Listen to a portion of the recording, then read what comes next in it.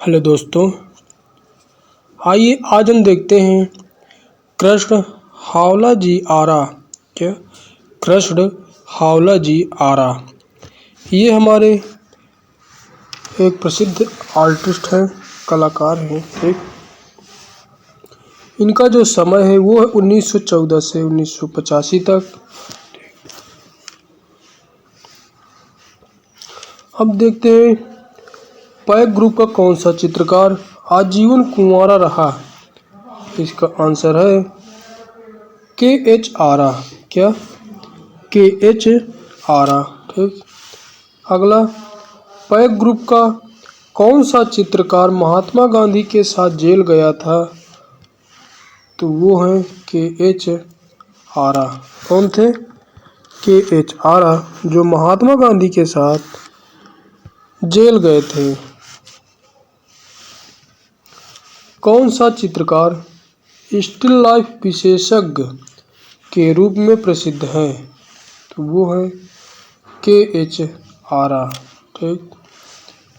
के.एच. आरा का माध्यम क्या था? तो वो था जल रंग। क्या था? जल रंग था। ठीक। अगला प्रश्न है, के.एच. आरा को मराठा पैठल के.एच. आरा को मराठा बैटल चित्र के लिए गवर्नर का पुरस्कार कब मिला? तो उन्हें गवर्नर का पुरस्कार 1944 में मिला था। कब? 1944 में। इंडिपेंडेंस डे प्रोसेंसस जो 14 फुट की एक विशाल पेंटिंग है, किसकी है? तो वो है के.एच. आरा। किसकी है? के.एच. आरा। अब हम देखते हैं बी.एस. गायतोड़े, समय 1924 माना जाता है। गायतोड़े ने कला में डिप्लोमा कहाँ से प्राप्त किया? तो इसका जो आंसर है वो है 1948 में sir J school of art Mumbai से। ठीक। नेक्स्ट, प्रगतिवादी समूह के कलाकार गायतोड़े किस रूप में जाने जाते हैं? तो वो जाने जाते हैं एक पेंटर के रूप में जाने जाते हैं। किस रूप में? पेंटर के रूप में जाने जाते हैं। गायतोड़े को चित्रकारी के अतिरिक्त और किसमें रुचि है? तो इसका जो आंसर है वो है संगीत, फिल्म तथा दर्शन शास्त्र में उनकी रुचि है। ठीक। गायतोड़े कैसे चित्रकार हैं? तो वो एक सुलिपि डिजाइन के चित्रकार हैं। ठीक। क्या? सुलिपि डिजाइन के चित्रकार हैं। ठीक। अब हम देखते हैं भावेश चंद सान्याल। ठीक।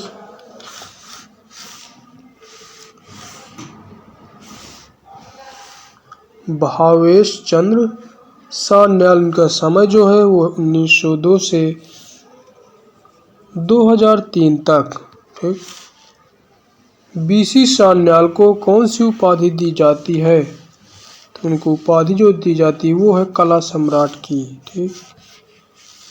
बी.सी. सान्याल की मृत्यु कब हुई? तो वो हुई थी 19 जनवरी 2003 में।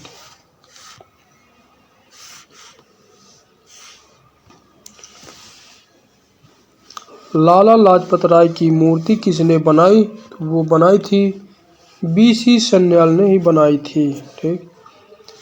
दिल्ली शिल्पी चक्र क्या है?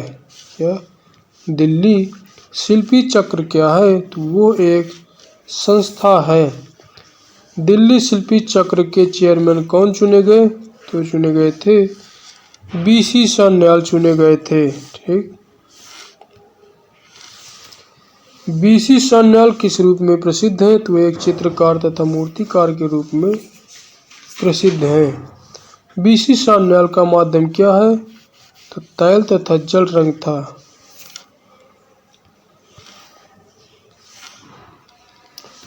बी.सी. सान्याल ने कला की शिक्षा कहाँ से ग्रहण की थी?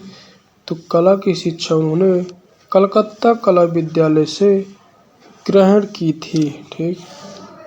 अब देखिए सतीश गुजराल, क्या सतीश गुजराल, इनका समय 1925।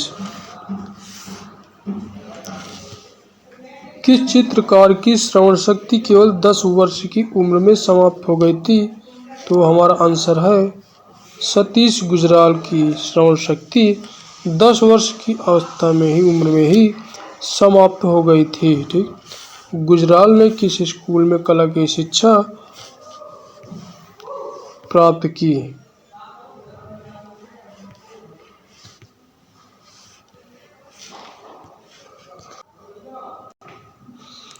अब देखते हैं उन्होंने जो कला की शिक्षा प्राप्त की थी, Mayo School of Art Lahore, क्या Mayo School of Art Lahore से कला की शिक्षा प्राप्त की थी। मूर्छ एवं मन स्थिर कलाकार किसे कहा जाता है? तो उसे कहा जाता है सतीश गुजराल को ही कहा जाता है। भारत में मैक्सिकन अभिव्यंजनवादी चित्रकार कौन है? तो वो है सतीश गुजराल। कौन है? सतीश गुजराल है। ठीक। अब देखिए सतीश गुजराल ने किसके साथ मैस्को विश्वविद्यालय में भित्तिचित्र बनाए? तो वो बनाए थे डेविड एल फेरे के साथ बनाए थे। भारत में मैक्सिकन अभिव्यंजनावादी चित्रकार कौन है? तो वो है सतीश गुजराल। ठीक। गुजराल का प्रिय माध्यम क्या है? तो कोलाज था। क्या था? कोलाज।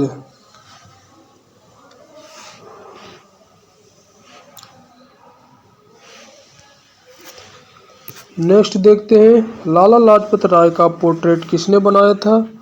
तो सतीश गुजराल ने ही बनाया था। प्रसिद्ध चित्रकार सतीश गुजराल की कला में किस कला का प्रभाव दिखाई देता है? तो लोक कला का प्रभाव दिखाई देता है। सतीश गुजराल की किस रूप में प्रसिद्धि है? तो वो है भित्ति चित्रकार के रूप में उनकी प्रसिद्धि है। ठीक। अब देखते हैं मिर्जापुर गालिब या पोर्ट्रेट किसने बनाया? तो सतीश गुजराल ने बनाया था। उस प्रसिद्ध चित्रकार का नाम बताइए जो वास्तुकार भी है? तो वो है सतीश गुजराल। कौन थे? सतीश गुजराल। सतीश गुजराल कैसे कलाकार हैं? तो वो एक नवतांत्रिक कलाकार हैं। जवाहरलाल नेहरू और इंदिरा गांधी का पोर्ट्रेट किसने बनाया था? तो बनाया था सतीश गुजराल ने। किसने? सतीश गुजराल ने। एक्रेलिक रंगों की खोज किसने की? इसकी खोज सतीश गुजराल ने ही की थी, एक्रेलिक रंगों की खोज। ठीक।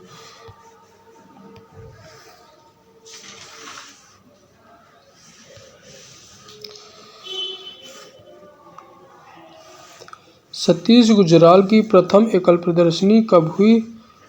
1952 में, जिसमें 2 चित्र जवाहरलाल नेहरू ने खरीदे थे। कब हुई थी? 1952 में। ठीक। दोस्तों आज हम इतना ही देखते हैं। अब मिलते हैं अगले दिन नए टॉपिक के साथ। Okay, thanks.